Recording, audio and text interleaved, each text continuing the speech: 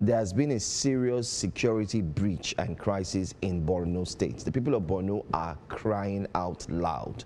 The governor, in a statement yesterday, said that Christians and Muslims should gather around and pray so that banditry will stop. We do have our correspondent who is there, and he is going to join us right now to give us an update on what is happening in Borno State, where the insecurity has become something chaotic. Umaru Kirawa joins us this morning all the way from Borno. Good morning, and thank you so much for being here this morning. Yes. All right. So much, updates, killings, soldiers, people kidnapped, and it seems like it's continued all through the day from the weekend up until we hear yesterday. Can you confirm to us what has been happening so far so good in Borno State when it comes to insurgency? Well, simply put, it's a resurgence of the attacks by the terrorists in Borno State and other parts of the Lake Chad. It's a common knowledge that the insurgency, which you align it to group like Boko Haram, ISWAP, and of course their name that they prefer, Jamaat al-Ahli Sunnah Lidawati wal Jihad, has been devastating or been problematic to Borno State and the larger Northeast region, particularly due to several factors, which we see the attacks on military bases in recent days.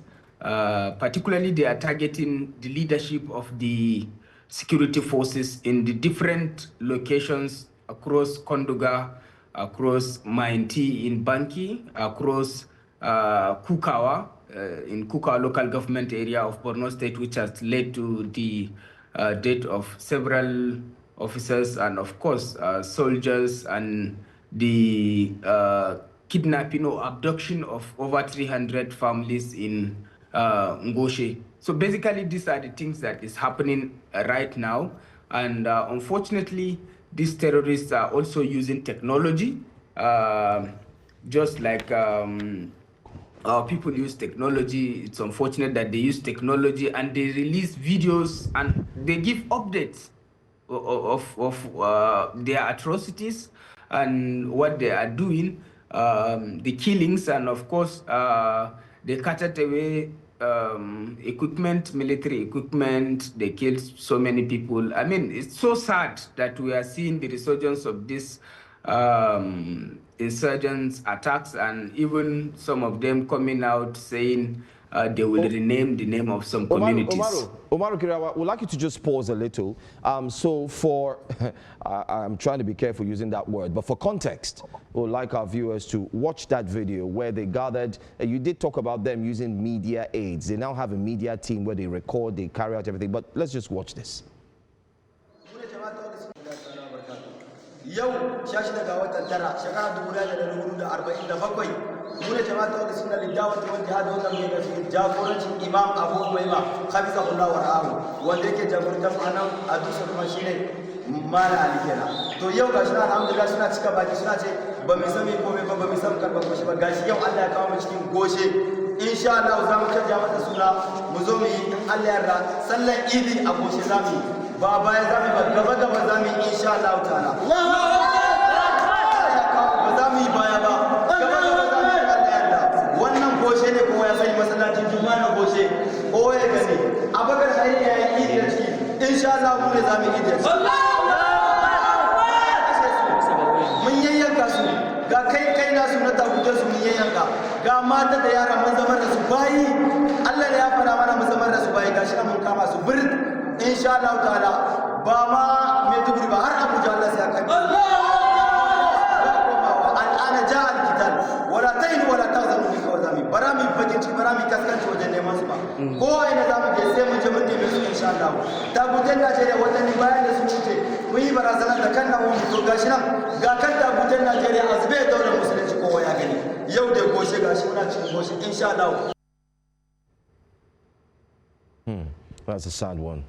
Benga, I don't know if you wanted to... I mean, Umaru Kirawa, my question is, what's the response? Because, I mean, since the administration of Professor Babagana Zulum is one governor that's been very hands-on and passionate about securing the lives of his people. But time after time, we see these security breaches, and it's terrible. I can imagine what the people of Borno State are going through. What has been the response of the leaders of Operation Hadinkai, the Joint Task Force, and also has there been any statements put out from official statements from the governor on this resurgence and spike we're seeing in violent incidents in Borno State?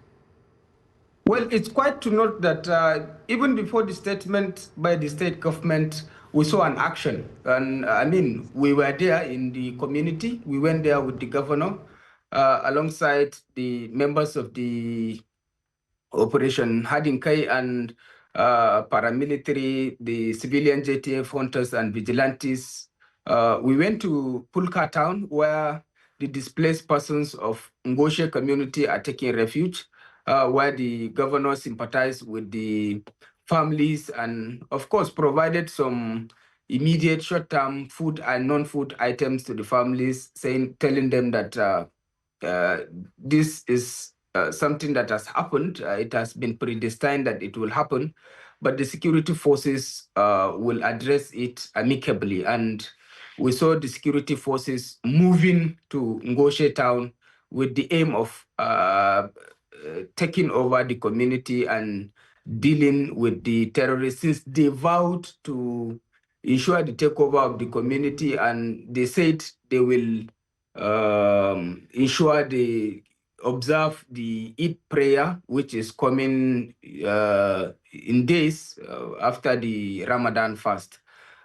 This is what we saw. But both natural, the conflict or the crisis is a multidimensional one. It's beyond the normal military action, so to speak. That's what experts are saying, because it has different dimension to it. There is a political, there is economic, there is regional, there is different dimension to the conflict, which requires those different dimensions to be tackled amicably. In fact, some people are saying the issue of Nigeria and ensuring that it has a good relationship with its neighbors, the time is now. It's time to ensure that the federal government and, of course, under the leadership of President Bola Ahmed Tinubu, ensures that the relationship between Nigeria and Niger, Cameroon, and Chad are revived, so that the borders will be ensured safe. That is the first step. If the borders are safe and different countries across the Lake Chad, including the Niger, Chad, and Cameroon, engage in continuous patrol, that will help in terms of ensuring safety of the border, so that influx of more terrorists or influx of these antisocial elements will not be ensured, and then they will be tackled amicably. Others are also advocating the need for strengthen military support and enhance usage of technology, since these people are using TikTok, they are using Facebook to release updates, to give out videos, to give out update of what is happening. It will shock you to know that the videos of the abducted families have been released. They have released the video. And in fact, the chief imam of Ngoshe, which many are saying it's dead, and many media houses reported that it's dead, they have released the video of the man saying he's not dead and he is alive, he is with them, alongside with many other families. So these are things that require a multidimensional approach, and of course, the intelligence gathering should be enhanced. And not only the intelligence gathering, but action after the intelligence is very important. All right. And all right. Umaru Kirawa, you really, I mean, it's great. Thank you, first of all, for taking us through this. And I can't imagine what it feels like to experience this firsthand and what the mood is like in Borno. We from across the side, there's a feeling of helplessness that we feel when we see these videos, and it's really, really sad. But thank you so much for joining us.